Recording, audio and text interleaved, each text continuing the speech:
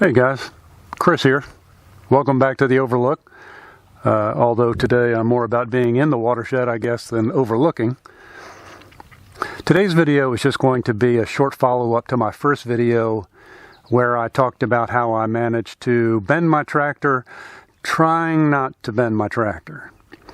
Before I do that though, I do just want to give a quick thank you to the folks that have been out there commenting and liking and subscribing these videos. The response has really been a little overwhelming compared to, I guess, what I was expecting. I don't really know what I was expecting, but it's been more. So really, thanks. I've gotten a tremendous amount of helpful information, and particularly from other creators. Few of them out there have really been kind and encouraging, and they've given me great feedback, and I can't thank those guys enough.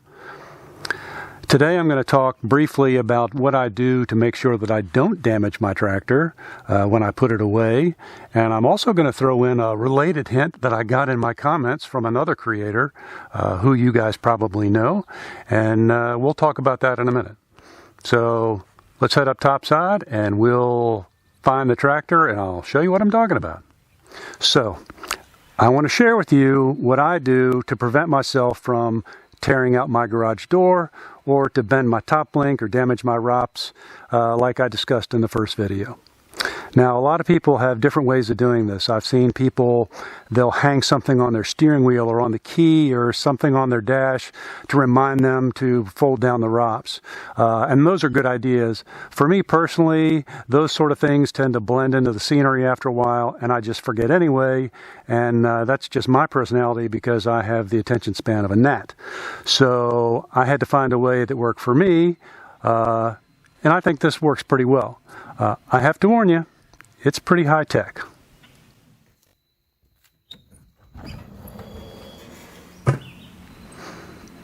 Yes, the lowly traffic cone. Step 1, move the cone.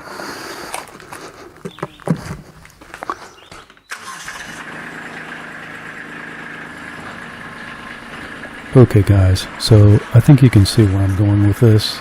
I guess the thing that I really like about this is that it's simple, but it's pretty foolproof. Basically, it physically prevents me from driving the tractor back into the garage when the ROPS are still up. The plan is that when I put the ROPS up, that cone goes down in front of the door, and it doesn't move until the ROPS comes back down again. One of the other things I like about it, and you'll see in this video, is that once it's there, I can still close the garage door, I can lock the garage, I can leave, I can come back, and everything's fine. Now you could accomplish the same thing with a piece of 4x4 laying on the concrete or a sawhorse, but I like the traffic cone because it's portable and it's lightweight, and most importantly, I can see it from the tractor seat. So it works both ways. You know, in the video I did last week, I raised the ROPS inside the garage because I was doing some work on the tractor.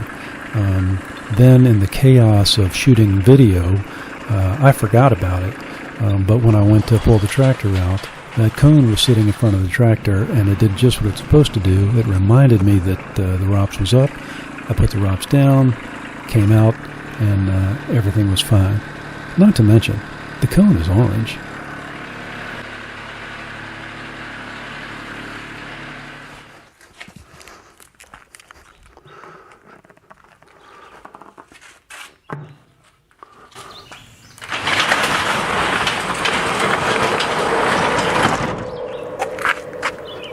There you go.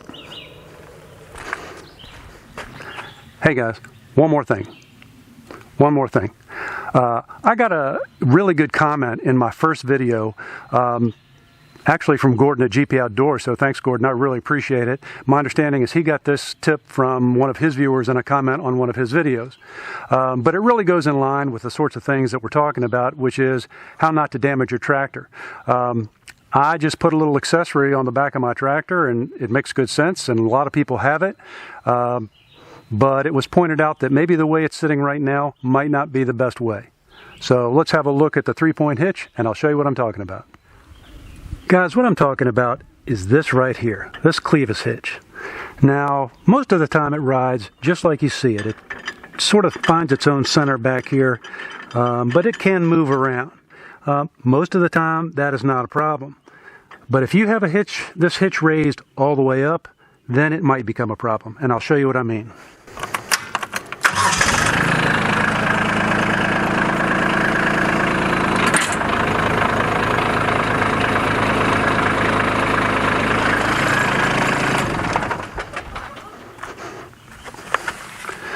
Now, right here, the clevis hitch is fine, but if you're driving down the road and things are bumpy and it gets turned around and it can kind of hang up, if it gets stuck like this and then you come back and you go to lower your 3-point hitch, well, it doesn't take a great deal of imagination to see how this is going to come down on top of this, and I've got a pretty good feeling that it's the support here that's going to give up and not the clevis hitch.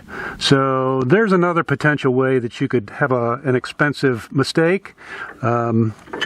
So I think what I'm going to do is I'm just going to pull this out, and I'll keep it with my tractor, but I'm not going to leave it just hanging back there anymore, because that's one more way that I might just potentially bend my tractor. And as we know, I'm good at it.